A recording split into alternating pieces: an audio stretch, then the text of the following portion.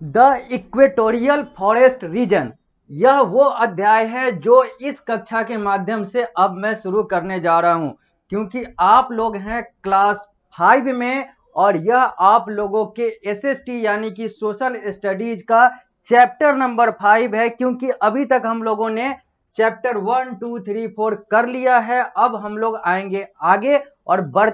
आगे बढ़ते हुए अब हम लोग इस नए अध्याय की शुरुआत करेंगे जो आप लोगों को पढ़ना है आपके बोर्ड और आपके बोर्ड के पाठ्यक्रम के अनुसार, यानी कि द इक्वेटोरियल फॉरेस्ट रीजन की अब बात होगी। और इस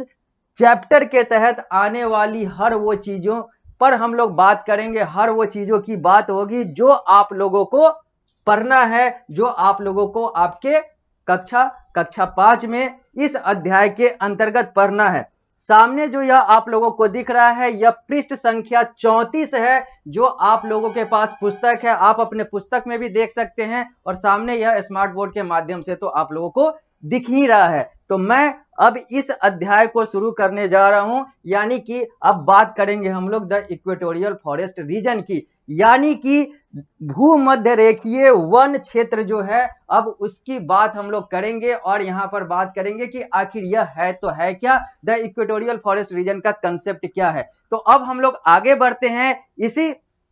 पृष्ठ संख्या 34 पर, जो आप लोगों को सामने दिख रहा है। यहां पर लिखा हुआ है कि the equatorial forest reason lies on the both side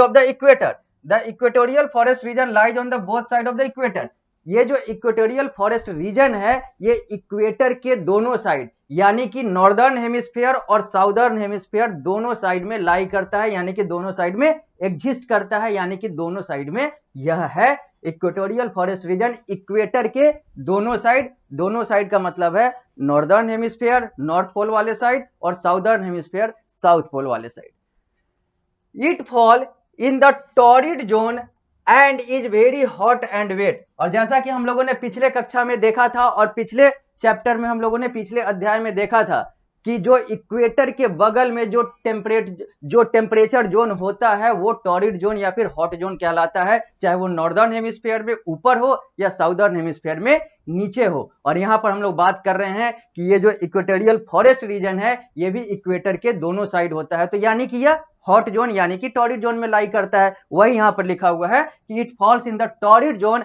and is very hot and wet. यह टॉरिड जोन में है और टॉरिड जोन में है तो हॉट और वेट तो होगा ही, गर्म और जो भींगा भींगा जो है, क्योंकि रेनफॉल होता है। सारी चीजें हम लोगों ने टॉरिड जोन की देखी है, खासियत कैरेक्टरिस्टिक्स, तो वो सारी चीजें जो है वो इक्वेटोरियल फॉरेस्ट रीजन पर भी लागू होता है।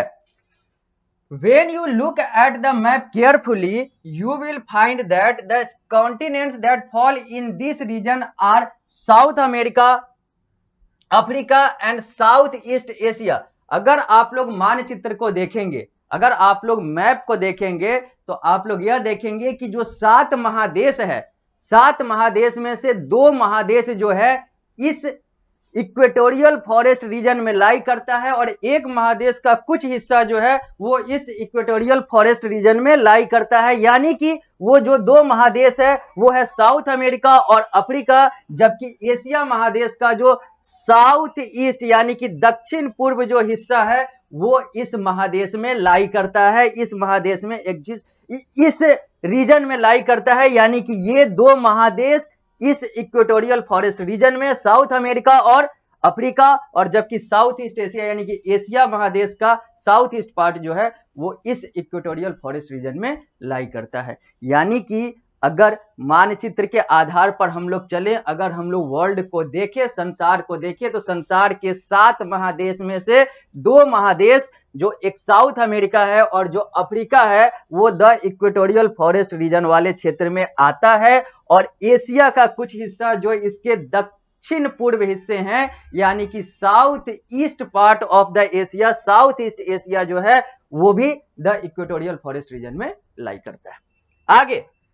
The continent of South America falling in this region are Colombia, Brazil and Ecuador. तो जो कंट्री, जो साउथ अमेरिका की जो देश हैं जो यहां पर इस क्षेत्र में आते हैं वो देश के नाम है कोलंबिया, ब्राजील और इक्वाडोर। यानी कि ये 3 कंट्री, ये 3 देश साउथ अमेरिका महादेश के जो इस इक्वेटोरियल फॉरेस्ट रीजन में एग्जिस्ट करते हैं, या फिर कहें तो लाई करते हैं, या फिर कहें तो आते हैं। जो अफ्रीकन कंट्री है वो उसके बारे में लिखा हुआ है कि the African countries of ivory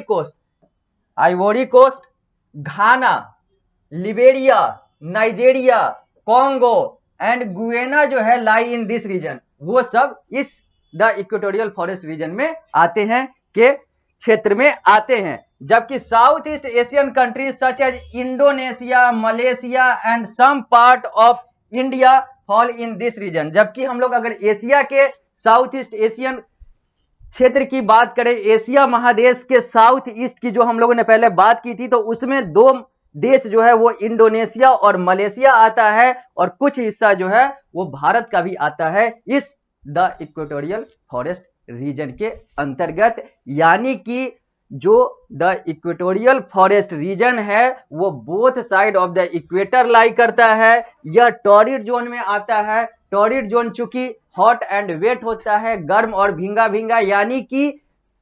rainfall के कारण से ये सारी खासियत टॉरिड जोन की होती है, जिसके कारण से द इक्वेटोरियल फॉरेस्ट रीजन भी ऐसा ही होता है।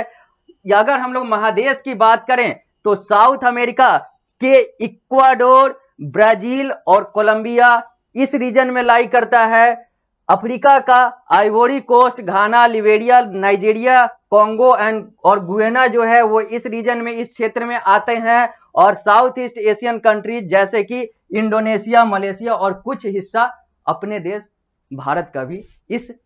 द इक्वेटोरियल फॉरेस्ट रीजन के अंतर्गत आता है। अब हम लोग इस चित्र को देखते हैं जो आप लोगों को सामने यहां पर स्मार्ट बोर्ड के माध्यम से दिख रहा है। यहां पर वर्ल्ड का मैप है जहां पर अलग अलग महादेशों का चित्रण किया गया हुआ है, अलग अलग कॉन्टिनेंट्स का चित्रण किया गया हुआ है, दिखाया गया हुआ है। यहां पर आप लोग देख सकते हैं कि कैसे इक्वेटर के ऊपर और इक्वेटर के नीचे अलग अलग महादेश जो हैं वो लाई करते हैं। इक्वेटर कहां से पास कर रहा है, कौन से महादेश कहां पर हैं, कैसे हैं, वो सारी चीजें जो हैं एक आउटलाइन मैप जो है वो ये दिया हुआ है, जिसमें आप लोग देख सकते हैं कि लिखा हुआ है rain forest of the world. और इसमें ऊपर आर्कटिक ओशन है, इधर पैसिफिक ओशन है, इधर अटलांटिक ओशन है, नीचे इधर पैसिफिक ओशन है, इधर इंडियन ओशन है। इक्वेटर यहां से जा रहा है, इक्वेटर के ऊपर और इक्वेटर के नीचे जो है वो द इक्वेटोरियल फॉरेस्ट रीजन यानी कि भूमध्य रेखीय वन क्षेत्र जो है इसी भूमध्य रेखा के ऊपर और नीचे लाई करते हैं, एग्जिस्ट करते हैं। अब कहां एग्जिस्ट करते हैं, कैसे एग्जिस्ट करते हैं, ये सारी चीजें आप लोग देख रहे हैं।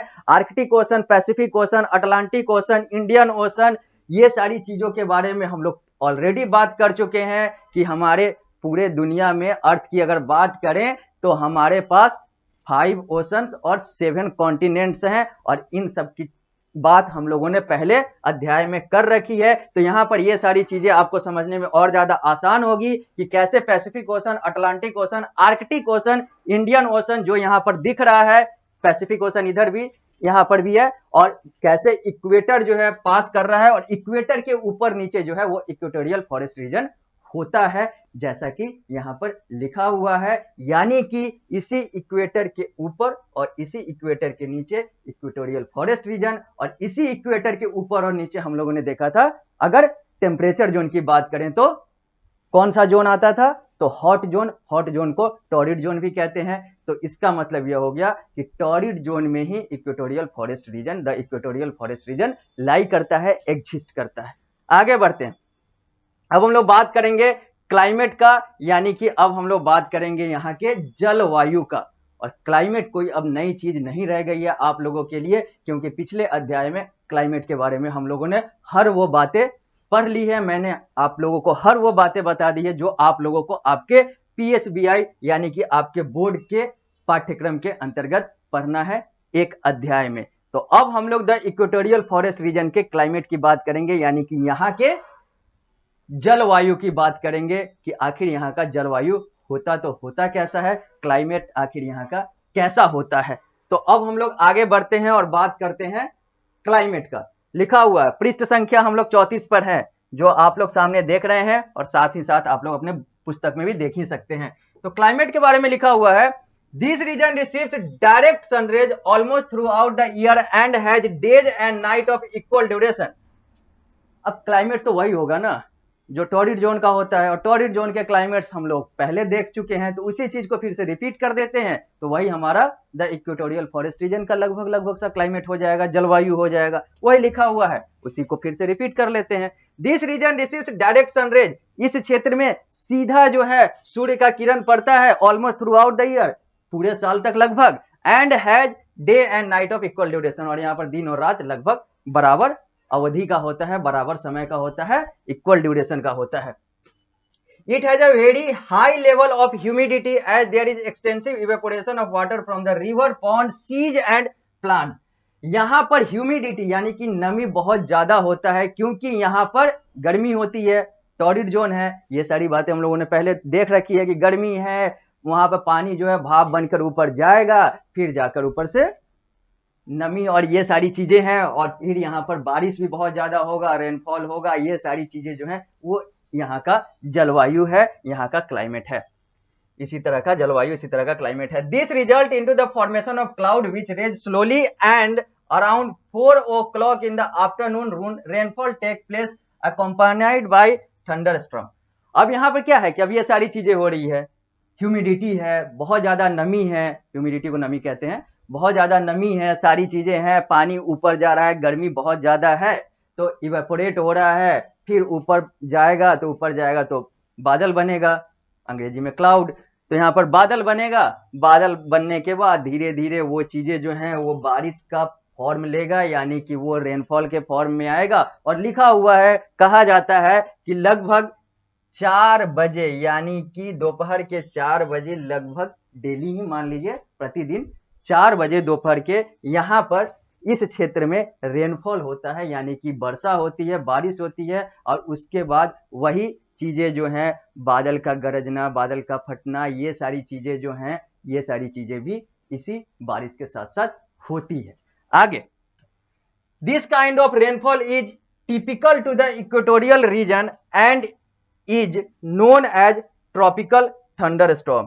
or this kind of rainfall is typical to the equatorial region and is known as tropical thunderstorm। और ये सारे जो रेनफॉल होते हैं, ये सारी जो वर्षाएं होती है, बारिश जो होती है, ये सब इक्वेटोरियल रीजन, यही भूमध्य रेखीय क्षेत्र और ये सारी चीजों में होता है, और इसको हम लोग ट्रॉपिकल थंडर स्टॉर्म कहते हैं। आगे, this region does not have any winter season, और इस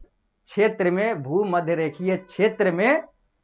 ठंड वाला यानी कि शीत वाला मौसम जो है वो नहीं होता है, वही लिखा हुआ है कि this region does not have any winter season, यहाँ पर कोई भी शीत मौसम नहीं होता है, गर्म गर्म, गर्मी गर्मी, यही सारी चीजें होती है, इक्वेटर के पास है, इक्वेटर के पास हम लोग देखते हैं कि डायरेक्ट सनरेज पड़ता है, गर्मी है, गर्मी से टॉरिड जोन बन रहा है, तो वहां पर भी गर्मी है ऊपर नीचे, और वहीं पर ये लाई कर रहा है, तो सब मौसम जो है वो टॉरिड जोन वाला है। अब हम लोग बात करेंगे प्लांट लाइफ का, लेकिन प्लांट लाइफ की बात करने के लिए हम लोगों को मिलना होगा अगली क्लास में, अगली कक्षा में, क्योंकि इस कक्षा को हम लोग यहीं पर देंगे विराम। मिलेंगे अगली कक्षा में, तो हम लोग बात करेंगे इसी द इक्वेटोरियल फॉरेस्ट रीजन के प्लांट लाइफ का, यानी कि यहाँ पर कैसे प्लांट लाइफ होते हैं, यानी कि यहाँ पर ये सारी चीजों की बात करते हुए हम लोग और भी वो बहुत सारी बातें करेंगे जो आप लोगों को आपके पाठ्यक्रम के अनुसार पढ़ना है। तो मिलते हैं अगली कक्षा में।